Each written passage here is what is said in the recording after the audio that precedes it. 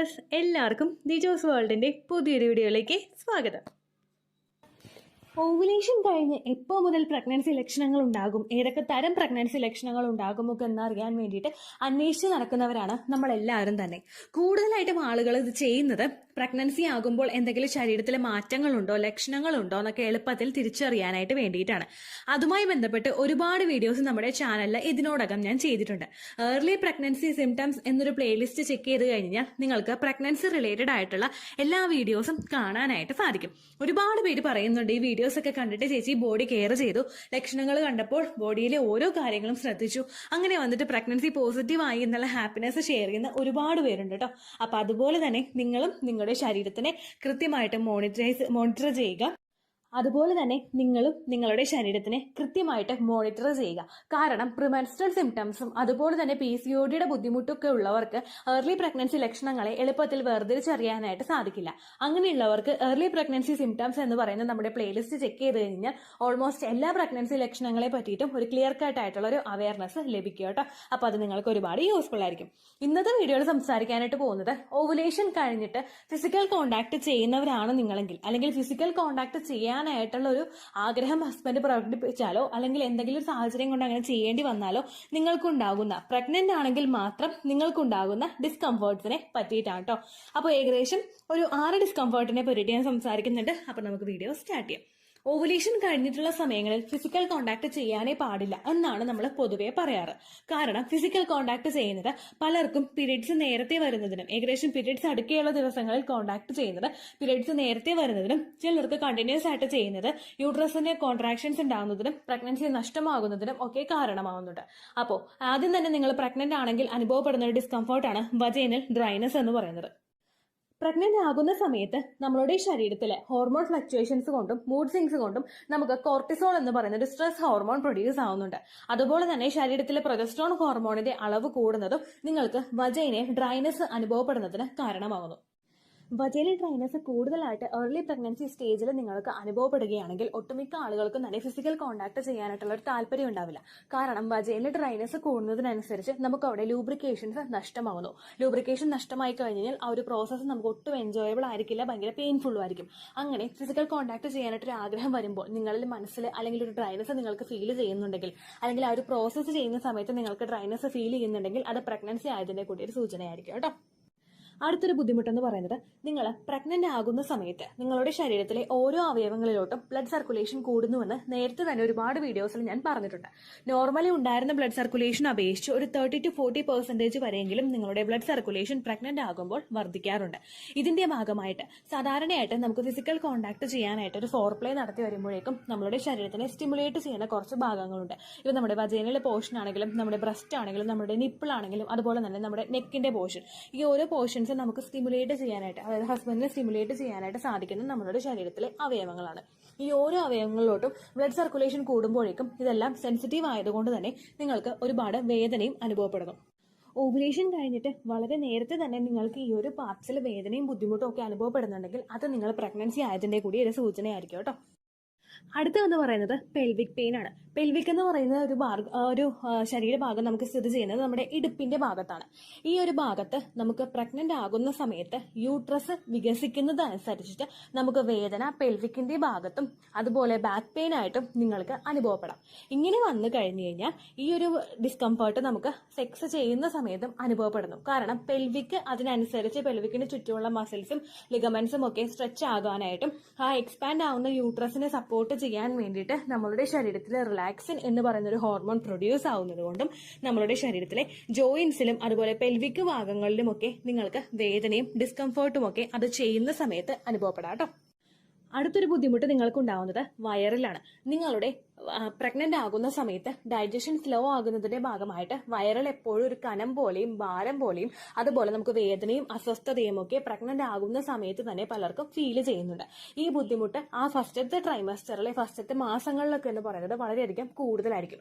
ഇതിന്റെ ഡിസ്കംഫേർട്ട് നിങ്ങൾക്ക് നിൽക്കുന്നത് കൊണ്ട് ഫിസിക്കൽ കോണ്ടാക്ട് നിങ്ങൾക്ക് എൻജോയ് ചെയ്യാനായിട്ട് പറ്റാതെ വരിക.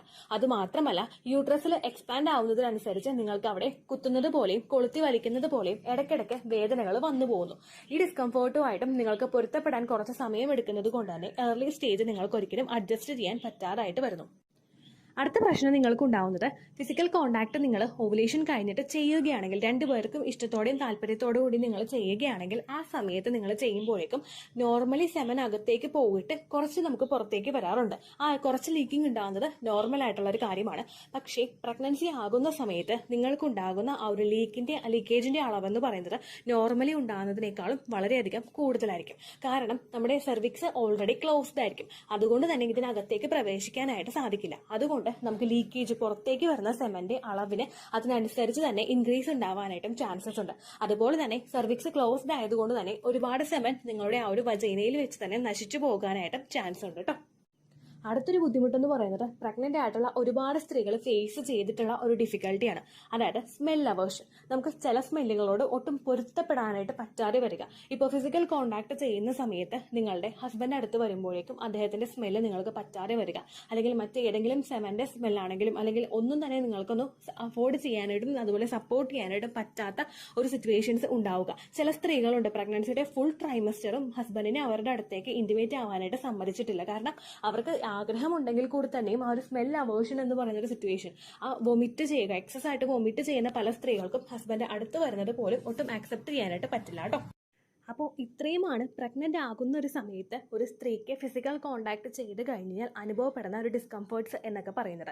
നോർമലി ഇത്രയും ഡിസ്കംഫേർട്ട് ഉണ്ടെങ്കിലും ചില സ്ത്രീകൾക്ക്, വളരെ ചുരുക്കം ചില സ്ത്രീകൾക്ക് പ്രഗ്നൻസിയുടെ ആ ഒരു ഫുൾ ട്രൈമസ്റ്റർ വരെ ഫിസിക്കൽ കോണ്ടാക്ട് ചെയ്യാനായിട്ട് താല്പര്യം കൂടി വർദ്ധിക്കാറുണ്ട്. അങ്ങനെ ഉണ്ടാകുന്നതിന് കാരണം നമ്മളെ പ്രഗ്നൻസി ആകുമ്പോഴേക്കും സെർവിക്സിലോട്ടുള്ള ബ്ലഡ് സർക്കുലേഷൻ പലർക്കും ഒരുപാട് വരാറുണ്ട്. ഈ ബ്ലഡ് സർക്കുലേഷൻ കൂടുന്നതിൻ്റെ ഭാഗമായിട്ട് സെർവിക്കൽ മ്യൂക്കസ്, അതായത് ഒരു ലൂബ്രിക്കേഷനായിട്ട് ഉള്ള ഒരു ഡിസ്ചാർജ് പലർക്കും കൂടുതലായിട്ട് വരാറുണ്ട്. ഈ ബ്ലഡ് സർക്കുലേഷൻ കൂടുന്നതിന്റെ ഭാഗമായിട്ട് അതുകൊണ്ട് തന്നെ ഒരുപാട് പേർക്ക് ഫിസിക്കൽ കോണ്ടാക്ട് ചെയ്യാനായിട്ടുള്ള ഒരു താല്പര്യവും വർദ്ധിച്ച് കാണുന്നുണ്ട്. നിങ്ങൾ ഓവുലേഷൻ കഴിഞ്ഞിട്ടുള്ള സമയങ്ങളിൽ മാക്സിമം ഫിസിക്കൽ കോണ്ടാക്ട് ചെയ്യാതിരിക്കാൻ പ്രത്യേകം ശ്രദ്ധിക്കുക. ഇനി ചെയ്യുന്നുണ്ടെങ്കിൽ അത് സ്ത്രീയുടെ കൺസെന്റോട് കൂടി മാത്രമാണെന്നുള്ള കാര്യം പുരുഷന്മാർ ഉറപ്പുവരുത്തണം കേട്ടോ.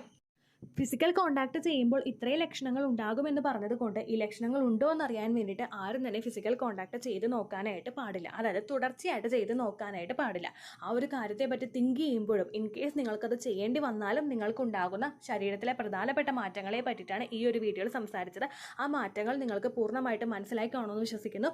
ഓവുലേഷൻ കഴിഞ്ഞിട്ടുള്ള സമയങ്ങളിൽ എസ്പെഷ്യലി നിങ്ങളുടെ ഫസ്റ്റ് ട്രൈമസ്റ്ററിൽ ഫിസിക്കൽ കോണ്ടാക്ട് ചെയ്യുന്നത് പൂർണ്ണമായിട്ടും അവോയ്ഡ് ചെയ്യാനായിട്ട് നിങ്ങൾ ശ്രദ്ധിക്കുക. അതിനങ്ങോട്ടേക്കുള്ള പിന്നീടുള്ള സെക്കൻഡ് ട്രൈമസ്റ്ററിലും തേർഡ് ട്രൈമസ്റ്റർ ഒരു പരിധി വരെയും നിങ്ങൾ കോണ്ടാക്ട് ചെയ്യുന്നത് കൊണ്ട് യാതൊരു തരത്തിലുള്ള പ്രശ്നങ്ങളും ഇല്ല കേട്ടോ. ഇത്രയേ ഉള്ളൂ വീഡിയോ. യൂസ്ഫുൾ ആയി കാണുമെന്ന് വിശ്വസിക്കുന്നു. യൂസ്ഫുൾ ആവുന്നുണ്ടെങ്കിൽ ലൈക്ക് ചെയ്യുക, ഫ്രണ്ട്സിനൊക്കെ ഷെയർ ചെയ്ത് കൊടുക്കുക കേട്ടോ. എന്തെങ്കിലും സംശയം ഉണ്ടെങ്കിൽ നിങ്ങൾ കമന്റ്സിൽ ചോദിക്കുക. പണ്ടത്തെ വീഡിയോയ്ക്ക് കമന്റ്സ് ഇടുന്നവർക്ക് റിപ്ലൈ ലഭിക്കുന്നില്ലെങ്കിൽ ലേറ്റസ്റ്റ് ആയിട്ട് ഞാൻ ഏത് വീഡിയോ ആണോ അപ്ലോഡ് ചെയ്യുന്നത് അതിന് താഴെ കമന്റ് ഒന്ന് കോപ്പി പേസ്റ്റ് ചെയ്യാനായിട്ട് ശ്രദ്ധിക്കുക കേട്ടോ. അതുപോലെ ഓവുലേഷൻ ഡേറ്റ് കാൽക്കുലേറ്റ് ചെയ്ത് തരാനായിട്ട് റിക്വസ്റ്റ് ചെയ്യുന്ന ആളുകൾ എത്രയാണോ സൈക്കിൾ ലെങ്ത് അത് മെൻഷൻ ചെയ്യാനായിട്ട് ശ്രദ്ധിക്കുക. സൈക്കിൾ ലെങ്ത് എന്നതുകൊണ്ട് ഉദ്ദേശിച്ചത് ഓരോ മാസവും എത്ര ദിവസം കൂടുമ്പോഴാണോ ബ്ലീഡിങ് വരുന്നത് അതാണ് സൈക്കിൾ ലെങ്ത്.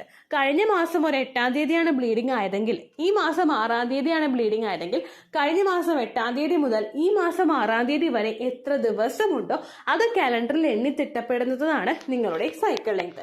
സൈക്കിൾ ലെങ്ത് നമ്മൾ കൃത്യമായിട്ട് കാൽക്കുലേറ്റ് ചെയ്യുകയാണെങ്കിൽ ഓവുലേഷൻ ഡേറ്റ് എളുപ്പത്തിൽ കണ്ടുപിടിക്കാൻ വേണ്ടിയിട്ട് ഒരുപാട് ആപ്ലിക്കേഷൻസും ഒരുപാട് ഓൺലൈൻ ആയിട്ടുള്ള വെബ്സൈറ്റുകളും ഇന്ന് നമുക്ക് അവൈലബിൾ ആണ്. പ്ലേ സ്റ്റോറിൽ പോയിട്ട് ഓൺലൈൻ ഓവുലേഷൻ ട്രാക്കർ എന്ന് ടൈപ്പ് ചെയ്ത് കഴിഞ്ഞാൽ നിങ്ങൾക്ക് അതുമായിട്ട് ബന്ധപ്പെട്ടിട്ടുള്ള ആപ്ലിക്കേഷൻസ് കിട്ടും. അത് പറ്റുന്നില്ല എങ്കിൽ ഗൂഗിളിൽ പോയിട്ട് ഓൺലൈൻ ഓവുലേഷൻ കാൽക്കുലേറ്റർ എന്ന് ടൈപ്പ് ചെയ്ത് കഴിഞ്ഞാൽ അതുമായിട്ട് ബന്ധപ്പെട്ടിട്ടുള്ള വെബ്സൈറ്റുകൾ നിങ്ങൾക്ക് കിട്ടും. അതിൽ നിങ്ങളുടെ ലാസ്റ്റ് മന്തിലെ മെൻസ്ട്രേഷന്റെ ഡേറ്റും ഒപ്പം ഞാൻ ഈ പറഞ്ഞ രീതിക്ക് നിങ്ങൾ കാൽക്കുലേറ്റ് ചെയ്യുന്ന സൈക്കിൾ ലെങ്ത്തും എൻ്റർ ചെയ്ത് കൊടുക്കുകയാണെങ്കിൽ നിങ്ങൾക്ക് കൃത്യമായിട്ട് ഓവുലേഷൻ ഡേറ്റ് കണ്ടുപിടിക്കാനായിട്ട് സാധിക്കും. ഫെർട്ടൈൽ ടൈം പീരീഡും നിങ്ങൾക്ക് കിട്ടും. അതായത് എത്ര ദിവസം മുതൽ കോണ്ടാക്ട് ചെയ്ത് തുടങ്ങിക്കഴിഞ്ഞാൽ നിങ്ങൾ പ്രഗ്നന്റ് ആകും എന്നുള്ളൊരു ഡേറ്റും നിങ്ങൾക്ക് പ്രോപ്പറായിട്ട് കിട്ടും കേട്ടോ. ഇത് കാൽക്കുലേറ്റ് ചെയ്യുന്ന സമയത്ത് സൈക്കിൾ ലെങ്ത് കാൽക്കുലേറ്റ് ചെയ്യുന്ന സമയത്ത് നിങ്ങളുടെ ആ ഒരു കലണ്ടറിൽ നോക്കി തന്നെ നിങ്ങൾ കാൽക്കുലേറ്റ് ചെയ്യുക. പല മാസങ്ങളിലും 30-31 ദിവസമുണ്ട്. അതുകൊണ്ടാണ് അങ്ങനെ പറഞ്ഞത്. ഒപ്പം നിങ്ങൾക്ക് ബ്ലീഡിങ് തുടങ്ങിയ ദിവസത്തിന് വേണം നിങ്ങൾ ഡേ 1 ആയിട്ട് എടുക്കാൻ വേണ്ടിയിട്ട്. സ്പോട്ടിങ് തുടങ്ങിയ ദിവസത്തിനെ, അതായത് ചെറുതായിട്ട് ഡിസ്ചാർജ് പോയി തുടങ്ങിയ ദിവസത്തിനെ നിങ്ങൾ കൺസിഡർ ചെയ്യേണ്ട ആവശ്യം ഇല്ല കേട്ടോ. അപ്പോൾ ഇത്രയേ ഉള്ളൂ വീഡിയോ. അടുത്തൊരു വീഡിയോ ആയിട്ട് നമുക്ക് വീണ്ടും കാണാം. ബൈ.